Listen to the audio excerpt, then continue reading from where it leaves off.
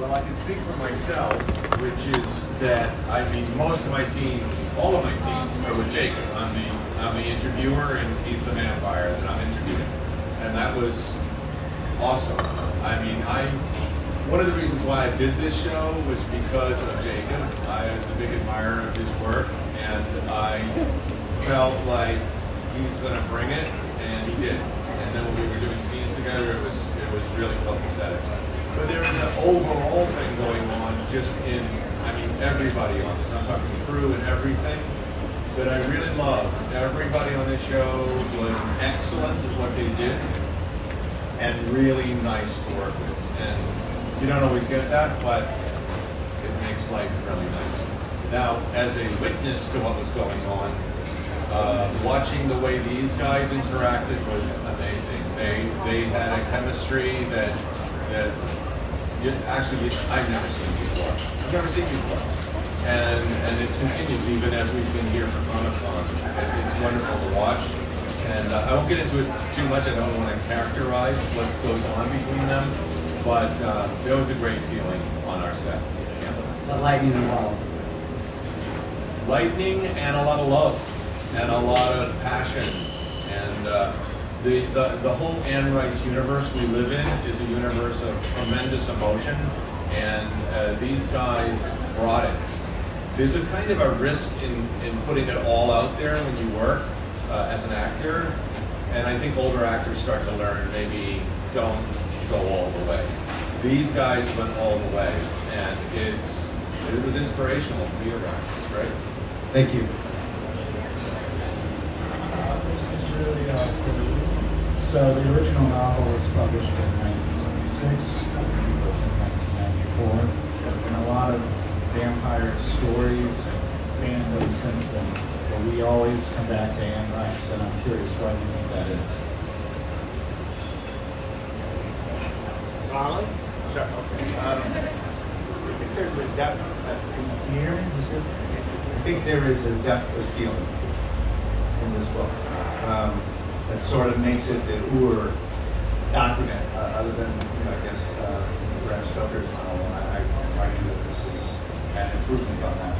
And I think the circumstances in which she wrote them came from this very personal thing. And I think you can feel that sort of like hungry writer there, that she had she was just sitting on a bunch of words and a universe and a world there. And I think she had this series of outlier characters that you know that there are people out there that are going to instantly respond to them and feel that. But there's just a level of language and beauty that just generally isn't seen in these sort of pulpy books. And yeah, that's for me what they draw. I think her vampires are unique. Nobody else are anything like hers, and it's large part because her vampires are human. They're not outside of being human. We are they, and they suffer everything that we suffer. That's why we so both identify with them and embrace them, because they want the same thing you want. They want love. They want to be understood. They feel loneliness, and they're not there to just be sensational. They're there to be human, and yet they have the curse or the gift of being vampires. I just wanted to follow up on that. The world's changed a lot, and New Orleans has changed a lot in 30 years since the movie. I'm curious if that is something like a training influences how you approach this world. On a real practical level about building this universe, again, I'm not supposed to turn on the old cell phone, really radically changes the existence here and now. We've got cameras everywhere. It's wildly difficult to hide and pass in this world as a vampire. Way easier in 1976, and I think you had to do that. That's actually added a lot of great stuff to the show. It's a small way.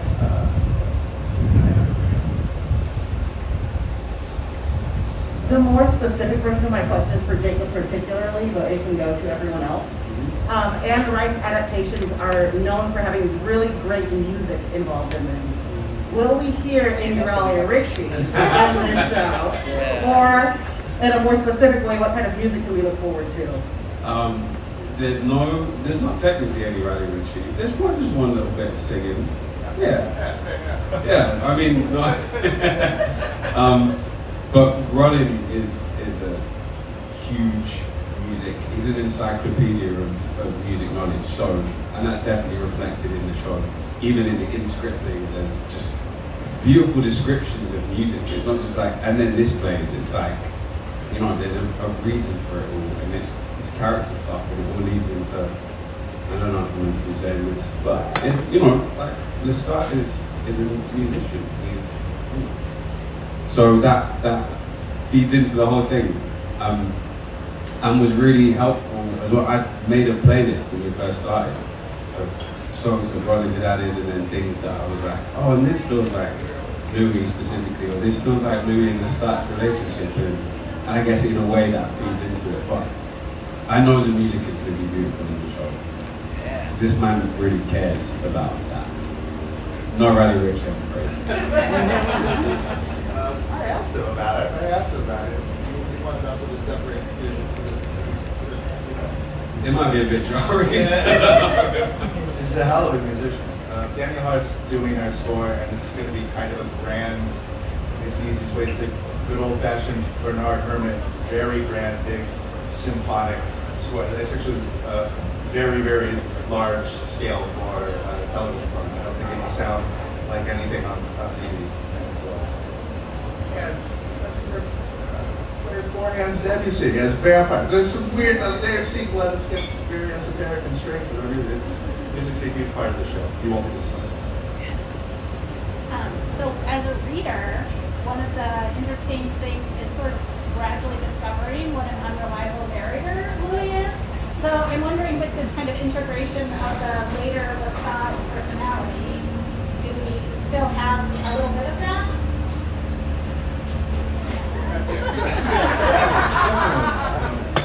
Yeah, so it's been really fun actually to explore Lestat from Louis' perspective, particularly after their relationship, or where their relationship gets to on the end of season one, because it's not necessarily Lestat's point of view. So certain things happen from their partner's point of view. It doesn't always go that way. So there's a lot of room to play, and Nolen's done a wonderful job of exploring the untrustworthy nature of someone. Easy. Yeah. I started to get really defensive about, like, just occasionally Sam and Rolin would be like, yeah, but did that happen? And I was like, yeah, stop. Not everything that Louis says is a lie. No, but I think it'll be interesting for people watching to go, oh, is that real? Or is that Louis' memory? Or is that a real thing? Or, so I think it's a really lovely nugget that exists throughout the show, and will continue to exist. Molloy in episode 2, very early on, has a line. He says, "Memory is a monster." And that is the keystone for what we're up to for this first season. For anyone, obviously we want a lot of things and want to know what's next, but what will this show never be?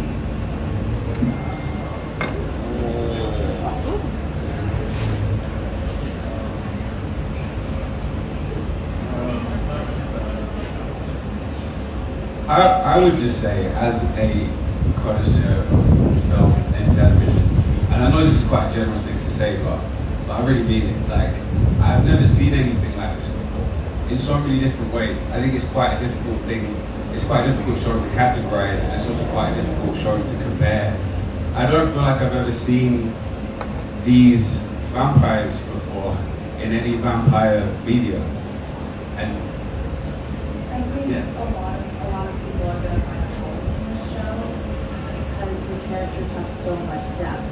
We have 7 episodes and we really have the time to explore everything and explore who these characters really are.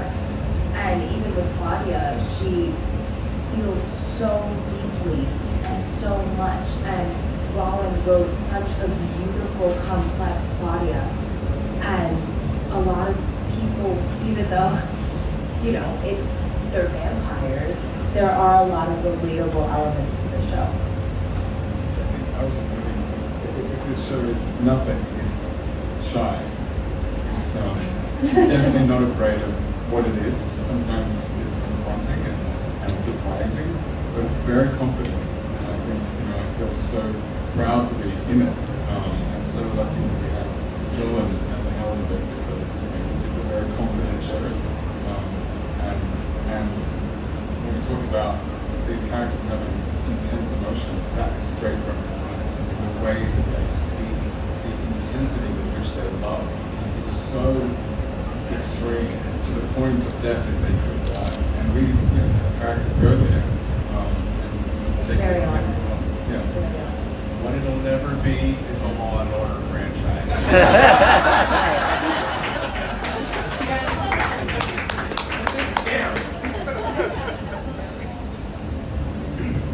Mr. Jones and Mr. Johnson, right here, it's fairly obvious, but I have the microphone. Can you talk about some of the more subtle changes that you have to make to the story to update it for a more modern audience aside from the movie? I mean, I think I touched a little bit on it at the panel on Claudia's. For Claudia, I come from a former shows that I wrote for was a show called Friday Night Lights that had a really beloved TV show that I was on. Before that was a really lovely movie, and before that was one of the most significant pieces of American nonfiction writing ever. And they all have this sort of unbroken chain connected to each other, but they're all their own thing. So for Claudia, I think we felt Kirsten Dunst did really good work in what she did. And there's no need to repeat it. It's already out there. And especially for folks who knew these books really well, we don't want to do a thing where they're already caught up, they're already ahead for you. So we thought in the writer's room, we came up with an idea that we thought, well, this will take everything that Anne is doing and just give it a back door, a side door way in, and give Bailey the chance to kind of go and present something, which is on the. I felt really strongly about figuring out of the interview that the book is really lovely. The second half of the book, the interviewer falls out almost completely, and I knew that would work really well for a novel, and it worked really well for a movie. When you get into 7 hours, 13 hours. So we very, very hard. It was always the hardest part of the writing scripts. We wanted to make Dubai, where our interview takes place. We wanted to make it active, and there was always a reason to go back, and there was something going on between the two of them, sort of like a mini little play that was going on in addition to that. Talks a little bit about bringing the Rat Prince in there, although it's not. Again, we're trying to build characters that are going to be formed over 8 years, so we're not instantly dropping them into this thing that is familiar. What was really wildly exciting from Lestat really helped me figure out what was Lestat looking for after his first two sort of really significant relationships. He had jumped on board New Orleans and he was looking around, prowling around for who would come forward. And it was generally felt that Lestat wanted someone who would fight back. And I think that that's something that has evolved with Jacob's version of events. And I'm trying to think. But again, it was never really to abandon. It was always just about how to come back to this very successful book. It'd be really stupid to start throwing stuff out the window. Yeah, look, there was a setting, and the one thing about moving the setting, we wanted to make sure that the feast of the senses, all the sights and sounds and breath is still in there, and there was a more exciting time in New Orleans, the city that was visited, than where we parked. It feels very Racine. This is really Rolin Jones' interpretation of Anne Rice's Interview with the Vampire. It comes with the sensibility of a man who wrote this a year and a half ago. So there are changes, but there's no I think when you see it, you'll understand the interpretation, and they weren't necessarily made just because something didn't work in the book. It was just Rolin's way of seeing and interpreting what the book would, in many ways, what the book would, how the book would look today. There's some pragmatic things in television making too, like things and big makeup things, and there's sort of a Battlestar Galactica solution. Silence. I couldn't do the silence. I don't realize too many people. Like we got certain many hours to shoot a day, and we have a really grand, epic, big story. And especially when we started grafting out a lot of history on top of this, like who was there at the time when this was happening, we thought it was really important to help the vampires pass. And so that is, I think, a slightly more aggressive thing in our show about passing as humans.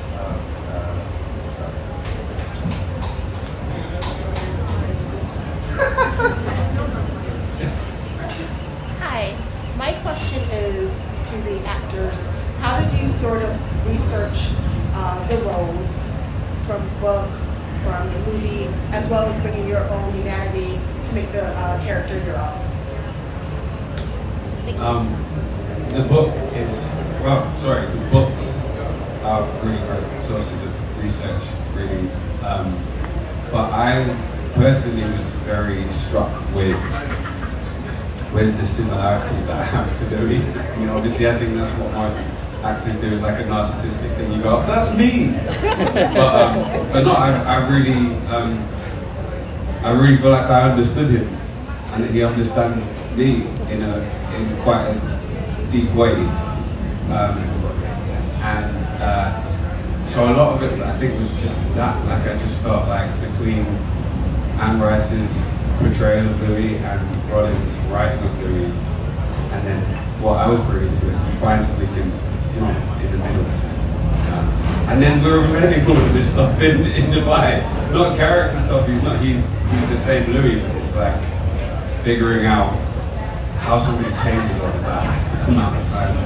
Even in terms of voice and in terms of how he moves, and does he have these little tics, and how does his accent change? Those kind of things were really fun to figure out. Well, I always love the books myself, so it was pretty extraordinary to read a script of something that I had already adored, and then to have the opportunity to play a character that I admired for years. So it's very intense to try and approach something that you have so much reverence for, to go back to the source material and examine it in a way that you know that you need to bring this in for interpretation. But I have to say, obviously I did French lessons, piano lessons, singing, tap, we did tap dancing, dog training, lots of things. It was extreme. But really Rolin's writing was so transporting as an actor. He has this extraordinary way to weave the literal words from Anne Rice into the script, so you're speaking your actual language, as well as having this beautiful individual literary tone to his dialogue, and it's just so transporting. So in a way, it was like a gift. It was actually incredibly easy. As scary as it was like we were just given such a gift with this extraordinary script. I can't wait for people to hear his dialogue. And there was also a lot of support on set, shooting in New Orleans. Most everyone on set was very familiar with Anne Rice. If I'm being honest, I was not familiar with Interview with Vampire when I got the audition. And then once I started getting closer into callbacks, I watched the movie. When I booked the role, I read the whole book, had my notes inside. I wrote literally Google Doc after Google Doc after Google Doc after quotes from the book and how it connects to the script, which is such an incredible script. And you can't say it enough, because truly when you're reading, your eyes are glued to the page. And then dialect, once you start speaking differently, everything changes. And then posture. Posture was a big thing for Claudia, especially because I played 14 and then 17, 20, 25, all the way up to 30. So she's becoming a woman, and even though she's stuck in this body, the little things change. She's seeing how women walk, And she wants to achieve that. So whether if it's she's starting to change the clothes that she's wearing, or she's tailoring it herself, or she's killing a victim because she's jealous of her and then steals her clothes and wears them even Well, I can't wait to see I think that. the 37. 37. Yeah. How awesome. It's a full arc. And just from now on, just substitute. He wrote such a great script. I have a writer's room that I'll contribute to this. I have so many things that we even delivered to, like Mara, who was a production designer, who was a New Orleans native. I'm in COVID. Normally I would go and house myself in New Orleans, but I couldn't do it, so I was making it up and delivered it. She was like, "Well, you got this wrong. You got this wrong. You got this wrong." It's a big long table in our show. It's like the scripts are maps. Can I just quickly tell a story as well? It's just like, this is a Mara story more than a me story. Just to bring it back to myself as well. I was like truly terrified the day before my first day, and there was a whole thing. You know the thing. There was a whole thing. I had a real crisis of confidence, and we had to go into the studio to do some kind of test, and I was like, internally I was like, I don't know if I can do this. I feel like I've just forgotten everything that I've prepared and thought about this whole time. And we had this backlot that Mara designed and built in New Orleans, and there's Storyville, and I was like, I'm just gonna take a walk around this backlot, and within like a minute of walking down the street, I was like, I felt like Louis. I was walking like him. It just completely loaded me with confidence and knowing that I could do it. And that's Mara creating this like incredible immersive environment that you can get lost in. I'm gonna throw it back at Jacob because Rolin, being a generous leader that he is, he would often, the art department was a lot of women, and we were all huge Claudia champions from the get-go, and we all had our opinions about who should be cast on the show. And early on, Rolin would bring us all down and let us see auditions, and we saw the three of you, and I think all of us were like, oh, four-letter word, we better not screw this up, because they're bringing it in a way that's so incredible. And so I think there was a lot of, there's a lot of great energy in the group of the cast, the creatives, and the crew, and I think that energy kind of fueled everybody through the 6 months of nights that it took to make this show. This question is for Mr. Bogosian. What sort of work, what sort of conversations went into embodying Daniel Molloy from being the boy in the book to where we are now? Because what does he want ultimately to revisit this vampire, to revisit these tapes, this interview 40 years later in his career? Well, the first step for me in becoming Daniel Molloy was looking in the mirror, because my life arc is very similar to this character's. I had a fairly rough and tumble time when I was in my late 20s, 30s, and then ended up in a very nice place by the time I was in my 40s, and it was pretty cool. And now I'm in my 60s, and it's like, oh, the glory days were back there. It's not happening anymore. You take that and you transpose that onto Daniel Molloy, and he's the boy in the book who's very ambitious, and in our version, he's got some habits that are kind of not the best habits, but at any rate, he's searching, and he finds this vampire thing, and it becomes this huge event in his life.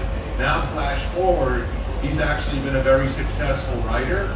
He's a really good journalist. He gets the story, and he's actually won a couple of Pulitzers. So he's a badass journalist. And this is something where I'm really not like this character, and where we prep this guy. This guy is willing to risk it all to get the story. And when this story lands on his doorstep again to interview the vampire, he's like, this is dangerous, but this might be it. This might be my last chance at glory and getting it. So it's kind of scary for him because actually getting in a room with a vampire is not the healthiest thing in the world. And yet he's not going to let this one go. It's his white whale, you know, he's going to go get it. And it's dangerous, and he's good at what he does. He's really good at what he does. So that creates a whole dramatic line through, which you will end up seeing when you see it, of a kind of a wrestling match between Daniel and Louis as far as where's the truth and what's the real story and what really happened and how did we get to where we are right now.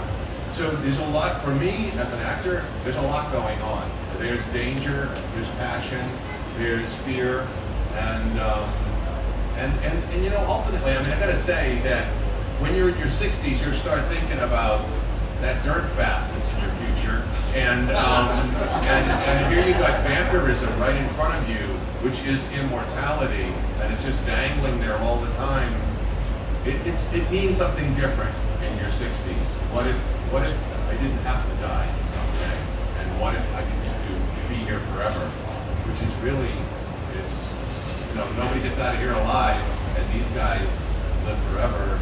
It's a game shot. I'll take the obvious. This question is for Rolin or whoever would like to comment as well.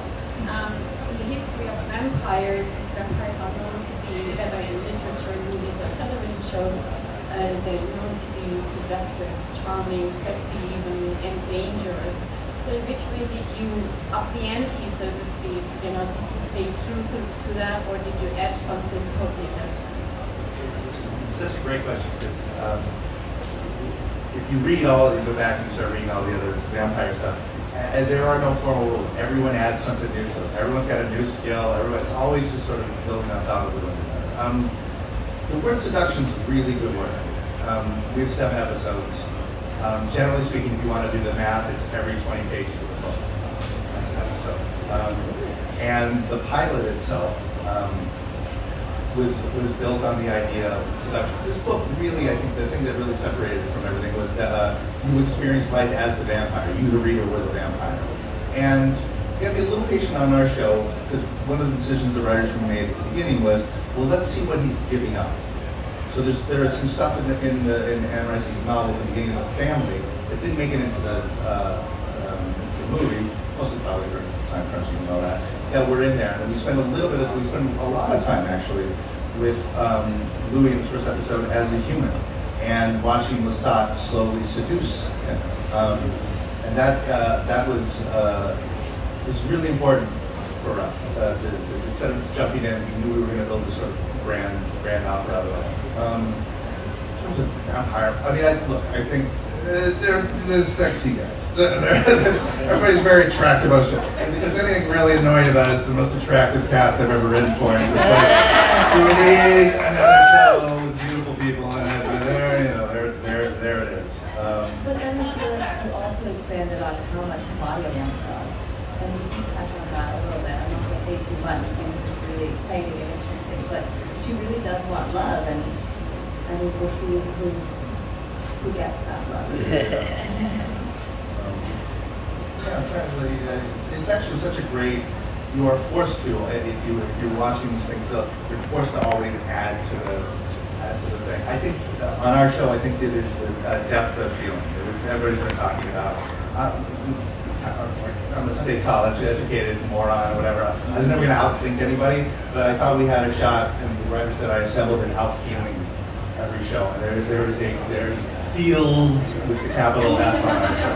I would say, Rolin, that you actually brought in, which Anne does in the novel as well, is this sense of loneliness. You know, to live forever is a very lonely situation. If you actually given that choice, I don't know how many people would actually choose it when you really think about it, because you lose everybody that's important to you unless you turn them into a vampire as well, which comes with the sense of consequences. And so this sense of loneliness and looking for somebody you can spend eternity with, and that sort of challenge is really brought out in this show, which kind of, you know, we have all the sexy and seduction elements, but we also have, like, you know, looking for companionship, you know, filling that hole. And also I think with that, with the loneliness, this is also a show not about a coven specifically, it's about a family. Louis in particular is trying to simulate a family, and also to what Rolin was saying, and really see what he's losing, what's like moving further and further away from him, and why, you know, why this dynamic happens. Like, I think it's quite rare that you see a vampire family who are also deeply lonely individually. This really loaded word started developing in the script, and actors really embraced it, was the word enduring. Because it would be really difficult to kind of build 8 seasons of a show with the amount of existential depression that can be sucked into this book. And we just made this little switch about, instead of being over it and not want to complain about waking up to this idea of enduring, it becomes this heroic thing that vampires can do. If you can endure, it's the most heroic thing you can possibly do. You seduced me out of One of the things that's really striking is that about 10 years ago, just over 10 years ago, Comic-Con was taken over by 2 very unlikely, very improbable primetime juggernauts. That would be Game of Thrones and The Walking Dead, shows about dragons and fantasy and zombies, which has kind of set up this universe where shows like this can exist in prime time. But what's more is that right now you're seeing both of those shows take off into these franchises, these universes, where they're expanding beyond anything. And from all accounts, it sounds like AMC is really committed to bringing this universe to life in a huge way. How does that change how you develop the show, both from a production standpoint and as actors, knowing that there's this longevity tied to it that you may not normally have when you sign on to a pilot and hope it gets picked up? You're the head of the stack, man. Well, I said earlier, we hope this is a franchise. We don't know that it's a franchise yet. It's, you will tell us if it's a franchise. The audience will tell us. We believe there's a long story to tell here, and we've talked about multiple seasons, where they take place, who they take place with. And right now, as we speak, we're shooting The Mayfair Witches in New Orleans with Alexander Daddario and Jack Houston and Harry Hamlin. And that is a completely different world. An Anne Rice world is a completely different world, but there is a connection. And there will be, and somebody asked about Easter eggs. I'm certainly not saying what our Easter eggs might be. They may be small, they may be big. But we're very aware of the universe that we're working in, and we're also very aware of the expectations.